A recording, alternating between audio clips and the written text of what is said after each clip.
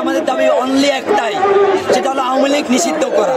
আমরা দেখছি 5ই আগস্ট পরবর্তী সময়ে আওয়ামী লীগকে নিয়ে অন্তর্বর্তীকালীন সরকার চিনিমিনি খেলছে। এই 2000 শহীদের রক্তের উপর দাঁড়িয়ে, প্রায় 50,000 আহত যোদ্ধার রক্তের উপর দাঁড়িয়ে তারা নিষিদ্ধ করছে না, বলছে নিষিদ্ধ করা যাবে না।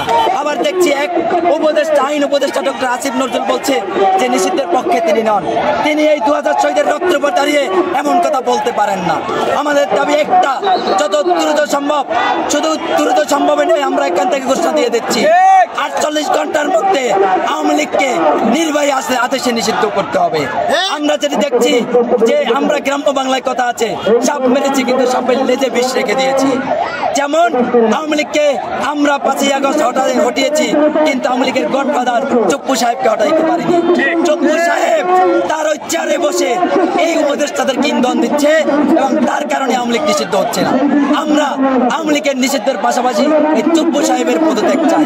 চপ্পু সাহেবের স্থানে দেশনেত্রী বেগম খালেদা জিয়াকে রাষ্ট্রপতি করে অন্তর্বর্তীকালীন সরকারের মাধ্যমে আওয়ামী লীগকে নির্বাহী আদেশে নিষিদ্ধ করতে হবে।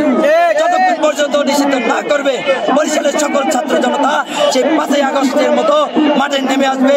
এবং আজকে শুধু 2-3 ঘন্টার জন্য ব্লকেট কর্মসূচি পালিত হচ্ছে, যে 48 ঘন্টার মধ্যে কর্মসূচি যদি নিষিদ্ধ না হয় আওয়ামী লীগ পুরো বরিশাল 4 দিন ব্যাপী ব্লকেট করে দেওয়া।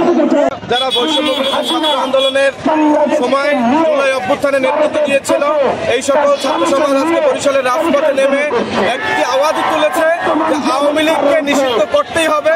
বাংলাদেশে আওয়ামী লীগের ঠিকানা এই বাংলাদেশে থাকতে পারে না, কারণ যারা জুলাইয়ের অভ্যুত্থানে 2000 শহীদ করেছে, শাপলা চত্বরে হত্যাকাণ্ড ঘটিয়েছে, পিলখানায় হত্যাকাণ্ড ঘটিয়েছে, এই ধরনের মানবতা বিরোধী অপরাধ যারা করেছে তাদের বাংলাদেশে রাজনীতি করার কোনো অধিকার থাকতে পারে না।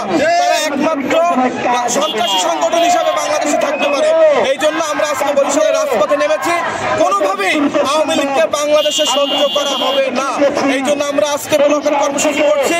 ইনশাল্লাহ আমরা বলতে চাই আওয়ামী লীগ নিষিদ্ধের আগ পর্যন্ত আমাদের সংগ্রাম চলবে। আজকে আমরা একটি দেশ স্বাধীন করেছি, কিন্তু যেই স্বৈরাচার শেখ হাসিনা তার আমলে যারা এই দেশকে বিশৃঙ্খলা করছে, ছাত্রদেরকে শহীদ করছে, সেই আওয়ামী লীগের দোষর এখনো আমাদেরকে দেশ থেকে তাড়ানো যায়নি।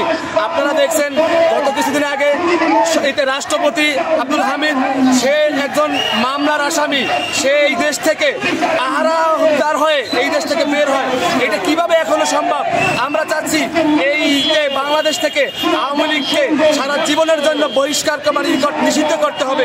এই সন্ত্রাসী সংগঠনের বাংলাদেশে নেতৃত্ব বা রাজনীতি করার মতন কোনো অধিকার রাখে না। তো আমরা আজকে বরিশালের ছাত্র জনতা, আম জনতা সবাই ঐক্যবদ্ধ হয়ে আজকে ব্লকেট কর্মসূচি আমরা পালন করতেছি, যাতে আমাদের এই দাবিটা মেনে নেওয়া হয়, আওয়ামী লীগকে এই বাংলার জমিন থেকে নিষিদ্ধ করা হয়। আওয়ামী লীগ নিষিদ্ধ করার দাবিতে আজকে টাউন হল থেকে ছাত্র জনতার একটি বিশাল মিছিলের মাধ্যমে এসে আমরা নতুল্লাবাদ জড়ো হয়েছি এবং এখানে আমরা আজকে অবস্থান কর্মসূচি এবং ব্লকেট কর্মসূচি পালন করতেছি আওয়ামী লীগ নিষিদ্ধ করার দাবিতে।